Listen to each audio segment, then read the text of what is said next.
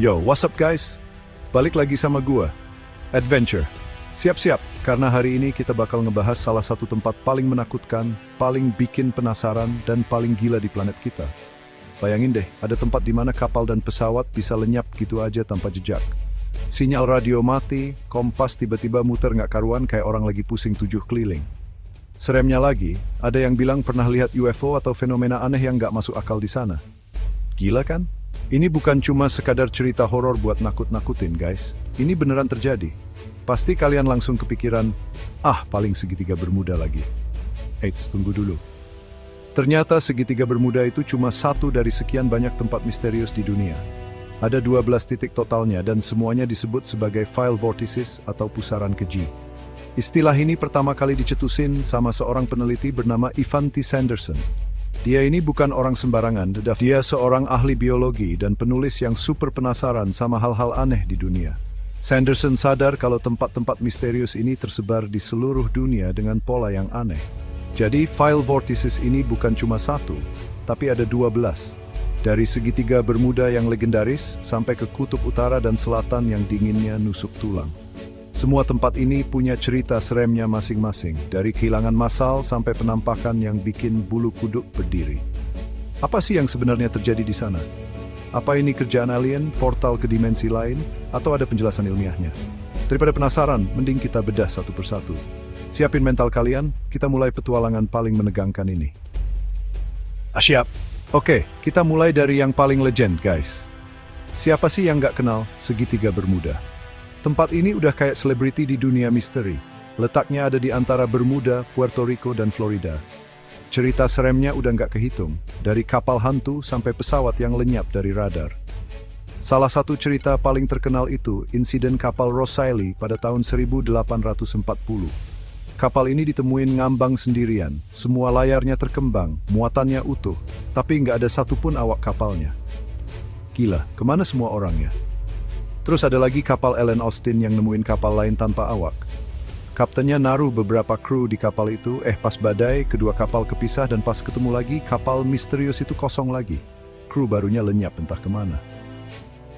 Teori tentang segitiga Bermuda ini macem-macem banget guys, dari yang masuk akal sampai yang di luar nalar. Ada yang bilang di sana ada wormhole atau lubang cacing, semacam portal ke dimensi lain atau waktu yang berbeda. Jadi, kapal dan pesawat yang hilang itu nggak hancur, tapi terlempar ke dunia lain. Ada juga teori gas metana. Katanya di dasar laut segitiga Bermuda, banyak kantong gas metana raksasa. Kalau gas ini bocor dan nyembur ke permukaan, bisa bikin air mendidih dan kapal langsung tenggelam dalam hitungan detik. Buat pesawat, gas ini bisa bikin mesin mati mendadak. Tapi tetap aja, komisi berada sebelah tahun 2 session. Misternya boting, guys. Lanjut ke vortex berikutnya, kita terbang ke gurun Sahara di Aljazair. Di sini ada yang namanya Algerian Megaliths. Ini bukan bangunan biasa guys, tapi ribuan makam kuno yang udah ada dari zaman prasejarah. Bentuknya kayak tumpukan batu raksasa yang sengaja disusun. Yang bikin tempat ini masuk daftar vortices adalah keanehan yang sering dialami orang-orang di sekitarnya. Banyak saksi mata, termasuk pilot yang terbang di atasnya, ngelaporin kalau alat navigasi mereka tiba-tiba ngaco berat. Kompas yang harusnya nunjuk ke utara malah muter-muter nggak jelas kayak lagi disco. GPS juga sering mati total. Bukan cuma alat elektronik yang aneh, guys. Orang-orang yang datang ke lokasi ini sering ngerasain aura yang aneh, gelap, dan bikin nggak nyaman. Kayak ada sesuatu yang nggak kasat mata lagi ngawasin. Beberapa peneliti percaya kalau tumpukan batu megalitikum ini punya fungsi tertentu, mungkin semacam penanda atau bahkan sumber energi aneh yang mengacaukan medan magnet di sekitarnya. Bayangin aja, gurun pasir luas, sepi, terus ada ribuan kuburan kuno yang bikin kompas jadi gila. Berani nggak kalian kemping di sana? Gue sih mikir-mikir dulu, Ini bukti kalau misteri file vortices nggak cuma ada di laut, tapi juga di tengah daratan. Sekarang kita pindah ke Pakistan, ke sebuah situs arkeologi yang namanya Mohenjo-daro. Ini keren banget guys. Mohenjo-daro itu sisa-sisa peradaban lembah Indus yang udah ada sekitar 4.500 tahun yang lalu. Dan ini bukan peradaban kaleng-kaleng. Mereka udah punya kota yang super terencana, rumah dari batu bata, sistem drainase canggih, bahkan ada kolam pemandian umum raksasa. Untuk zaman segitu, ini udah maju banget. setara sama peradaban Mesir kuno atau Mesopotamia. Tapi, disinilah letak misterinya. Kota yang begitu maju dan dihuni puluhan ribu orang ini tiba-tiba ditinggalkan begitu saja. Para arkeolog nggak nemuin tanda-tanda perang, wabah penyakit, atau bencana alam besar kayak banjir. Penduduknya kayak lenyap di telan bumi. Yang lebih serem lagi, beberapa kerangka manusia yang ditemuin di sana punya tingkat radiasi yang sangat tinggi. Ini memicu teori gila, apakah Mohenjo-daro hancur karena ledakan nuklir kuno? Ada yang percaya ini ulah dewa atau bahkan alien yang lagi perang pakai senjata canggih. Walaupun teori ini kedengeran kayak film fiksi ilmiah, tapi ketiadaan bukti kehancuran konvensional dan adanya radiasi aneh bikin misteri Mohenjo-daro jadi salah satu teka-teki terbesar dalam sejarah. Kemana perginya puluhan ribu orang itu? Kalau Amerika punya segitiga Bermuda, Jepang punya saingannya, guys. Namanya The Dragon's Triangle atau segitiga naga, sering juga disebut Laut Iblis. Letaknya di lepas pantai Jepang, di Samudra Pasifik. Sama kayak saudaranya di Atlantik, tempat ini terkenal banget karena banyak kapal dan pesawat yang hilang secara misterius. Saking berbahayanya, pemerintah Jepang sampai secara resmi menetapkan area ini sebagai zona bahaya dan melarang kapal buat mendekat. Ini bukan main-main, guys, ini larangan resmi dari pemerintah. Bayangin betapa seringnya kejadian aneh di sana sampai ada larangan kayak gitu. Keanehan di segitiga naga nggak berhenti di situ. Penyelam dan peneliti nemuin hal yang lebih gila lagi di dasarnya. Formasi bebatuan yang mirip banget sama kota bawah laut. Ada struktur yang kayak piramida, jalanan, dan monolit batu raksasa dengan ukiran dan sudut-sudut yang presisi banget. Seolah-olah dibuat sama tangan manusia, bukan proses alam. Penemuan ini dikenal sebagai Monumen Yonaguni. Pertanyaannya, siapa yang bikin kota bawah laut ini? Apa ini sisa peradaban kuno yang tenggelam kayak Atlantis versi Jepang? Atau ini markas alien? Misteri hilangnya kapal ditambah penemuan kota bawah laut bikin segitiga naga jadi salah satu vortex paling bikin merinding. Dari laut kita naik ke darat lagi, tepatnya ke Hawaii, Amerika Serikat. Di sini ada vortex yang berpusat di gunung berapi Hamakulia. Beda dari vortex lain yang kebanyakan di laut, yang ini kekuatannya ada di darat. Penduduk lokal dari dulu percaya kalau gunung ini punya kekuatan misterius. Cerita-cerita kuno bilang kalau gunung ini adalah tempat suci yang dijaga oleh roh-roh leluhur. Tapi di zaman modern misterinya berubah jadi lebih teknis dan bikin pusing pilot. Banyak laporan dari pilot pesawat kecil yang terbang di dekat area Hamakulia ngalamin kejadian aneh. Mereka ngelaporin adanya energi listrik aneh di udara. Lampu di kokpit kedap-kedip, instrumen navigasi tiba-tiba mati, dan yang paling serem, pesawat mereka bisa hilang dari radar menara pengawas selama beberapa menit. Sebelum akhirnya muncul lagi seolah nggak terjadi apa-apa. Ini bahaya banget, guys. Selama hilang dari radar itu, apa aja bisa terjadi. Ada yang berspekulasi kalau aktivitas vulkanik di bawah gunung menciptakan anomali elektromagnetik yang kuat banget, sampai bisa mengganggu sistem elektronik pesawat. Tapi, kenapa cuma di area itu? Dan kenapa efeknya bisa separah itu? Misteri Gunung Hamakulia masih jadi tanda tanya besar. Siapa yang nggak tahu patung-patung kepala raksasa yang ikonik ini? Yap, kita sekarang ada di Easter Island atau Pulau Paskah, salah satu pulau paling terpencil di dunia, letaknya di tengah Samudra Pasifik. Pulau ini terkenal karena ratusan patung batu raksasa bernama Moai. Patung-patung ini beratnya bisa puluhan ton dan tingginya bisa sampai 10 meter. Yang jadi misteri gila-gilaan adalah gimana caranya orang zaman dulu dengan teknologi super terbatas bisa bikin patung seberat dan sebesar itu, terus mindahin patung-patung itu dari lokasi tambang batu ke seluruh penjuru pulau? Teorinya macem-macem banget, guys. Ada teori yang paling populer, yaitu penduduk kuno Rapa Nui make sistem tali, kayu gelondongan, dan tenaga manusia super banyak buat menggoyangkan patung itu sampai ke tujuannya. Tapi ada juga teori yang lebih liar. Salah satunya, tentu saja, alien. Ada yang percaya alien datang ke Pulau Paskah dan make teknologi anti-gravitasi mereka buat mindahin patung-patung Moai. Kenapa? Mungkin sebagai penanda atau buat iseng aja, siapa tahu kan?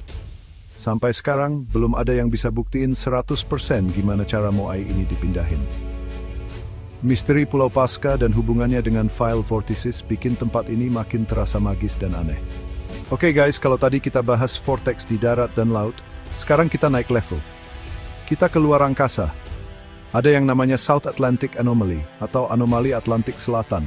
Ini adalah area raksasa di atas Samudra Atlantik Selatan, dekat Brazil, di mana medan magnet bumi itu super lemah. Saking lemahnya, partikel radiasi dari matahari bisa menembus atmosfer lebih dalam di area ini. Buat kita di bumi sih nggak terlalu berasa, tapi buat satelit dan astronot di luar angkasa, ini masalah besar. Satelit yang lewat di atas SAA sering banget ngalamin gangguan, korsleting, bahkan bisa rusak permanen.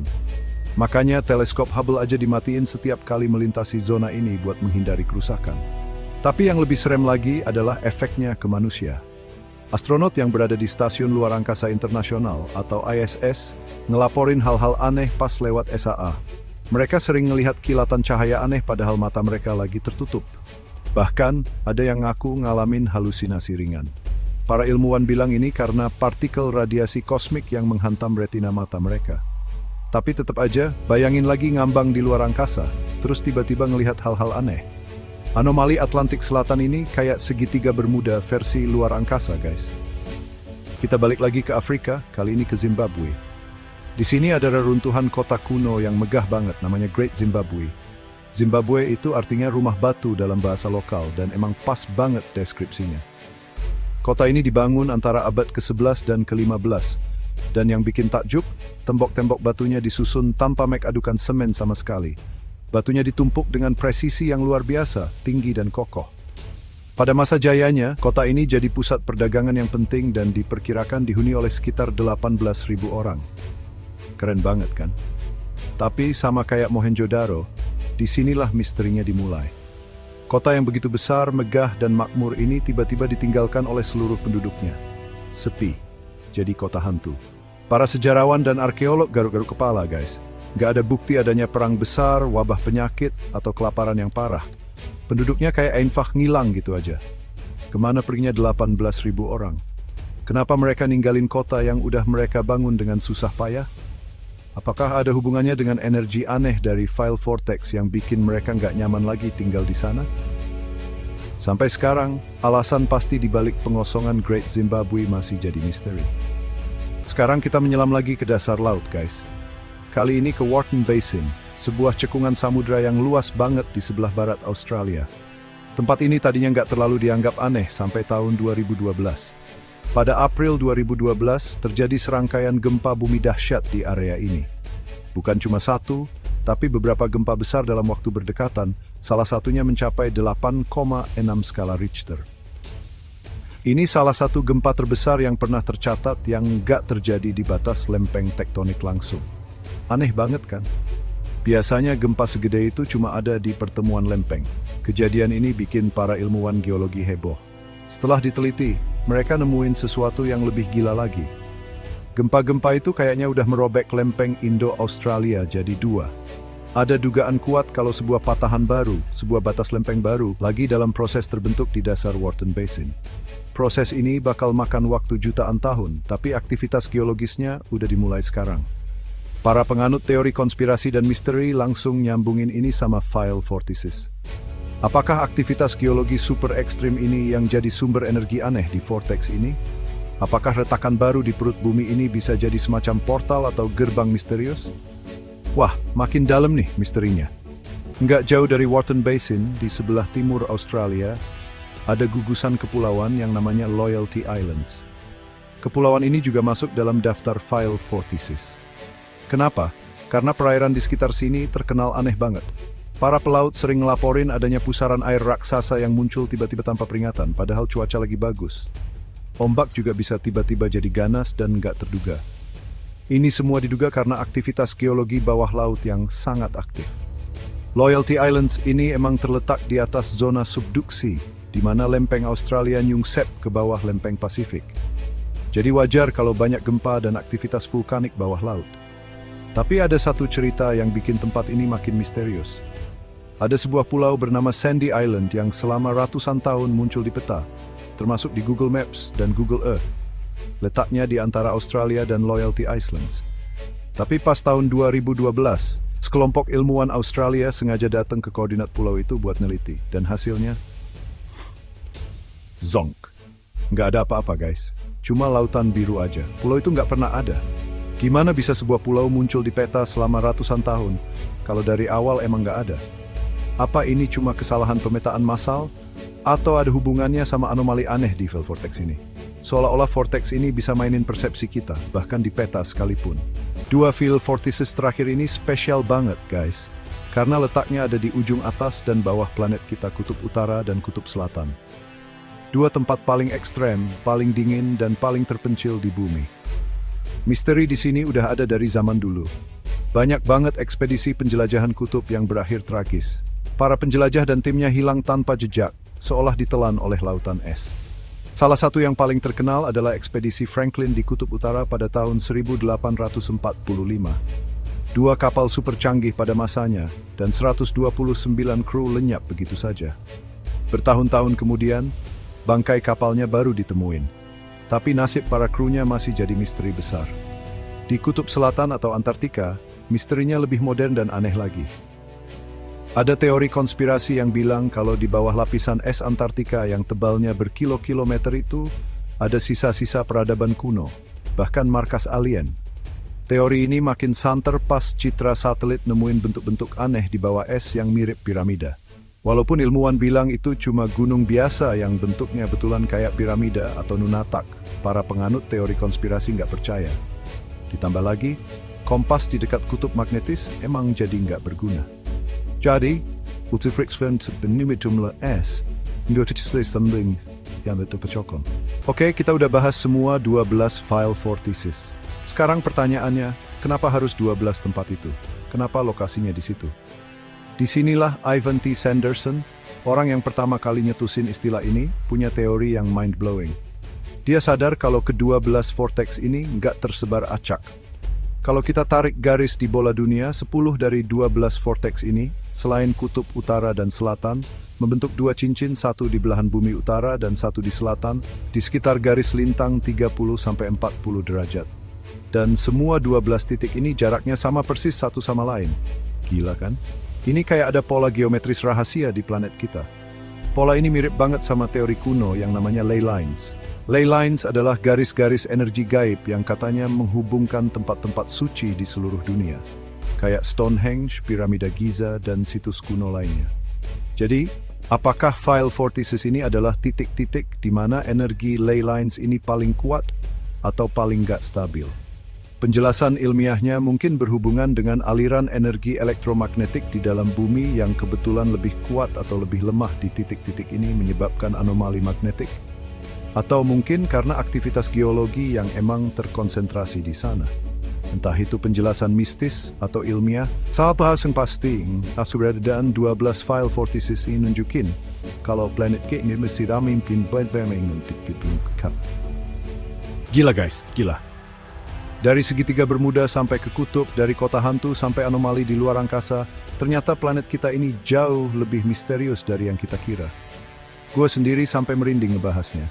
Setiap vortex punya ceritanya sendiri, tapi semuanya nyambung dalam satu pola global yang aneh. Apakah ini semua cuma kebetulan? Aktivitas alam biasa? Atau beneran ada sesuatu yang lebih besar di baliknya? Entah itu energi bumi, portal dimensi, atau jejak peradaban kuno dan alien. Jujur, gue jadi makin penasaran. Sekarang giliran kalian, guys. Gue pengen banget denger teori dari kalian. Menurut kalian, apa sih file vortices ini sebenarnya? Apa penjelasan yang paling masuk akal? Atau mungkin kalian punya teori gila sendiri? Tulis semuanya di kolom komentar di bawah, kita diskusi bareng-bareng. Jangan ada yang disimpen-simpen, keluarin aja semuanya. Siapa tahu teori kalian yang paling benar kan? Gua bakal baca satu-satu komentar kalian, karena gue yakin iTeam itu pinter-pinter semua. Kalau kalian ngerasa dapet ilmu baru atau minimal jadi tambah merinding hari ini, jangan lupa buat pencet tombol like-nya guys. Dan share video ini ke teman-teman kalian biar mereka juga ikut pusing mikirin misteri ini. Haha, hati-hati ya. Jangan sampai kalian nyasar dan hilang di salah satu vortex itu. Masih banyak video seru dan misterius lainnya yang udah gue siapin. Kalian bisa klik video di kiri atau kanan layar sekarang juga.